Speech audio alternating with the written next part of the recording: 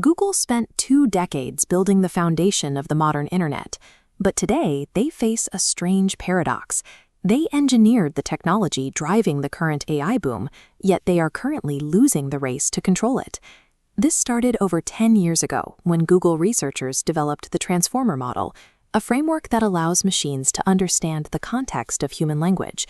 This internal breakthrough is the exact engine that now powers their primary competitor, ChatGPT.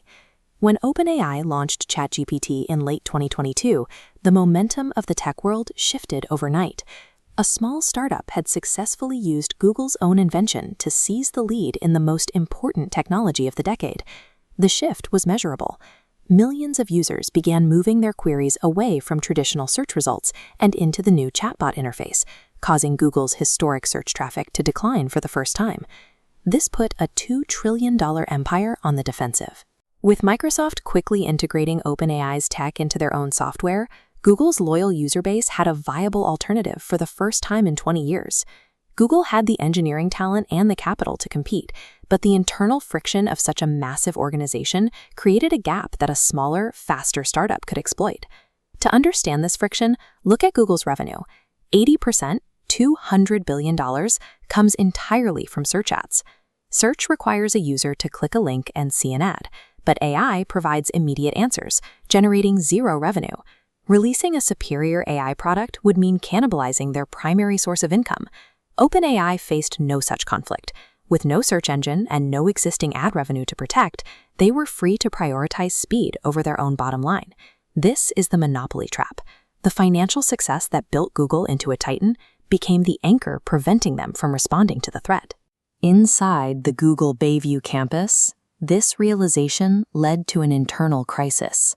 Their hesitation allowed a much smaller competitor to define the future of consumer AI.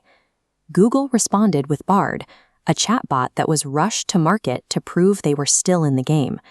It was a defensive move that backfired when the AI made high-profile errors during its debut. In a scramble to salvage their reputation, Google rebranded the entire division to Gemini, attempting to signal a fresh start and a more serious commitment to the technology. But the aggressive rebranding couldn't hide the fact that they had lost a critical year. The idea that Google was a slow-moving giant had already taken hold in the public consciousness. While OpenAI was building the future, Google was forced to spend time defending a legacy monopoly. The singular dominance of the search bar is fracturing.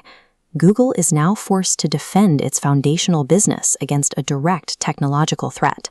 However, Google still holds one strategic advantage that OpenAI cannot replicate: ownership of the world's largest proprietary data ecosystem. Every second, billions of users generate new data through Gmail, YouTube, and Google Maps. This isn't just web data.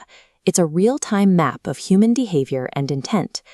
On top of that, the global fleet of Android devices acts as a continuous data harvesting engine, feeding information back into Google's models at a scale no other company can match. The launch of Gemini 2.0 represents Google's attempt to finally connect this massive data network. They are moving away from a single chatbot and toward an AI that lives inside every app their users already touch. The final stage of the AI race rests on whoever can successfully deploy massive structural scale while keeping their internal revenue stable, leaving Google with a powerful weapon and a shrinking window of opportunity.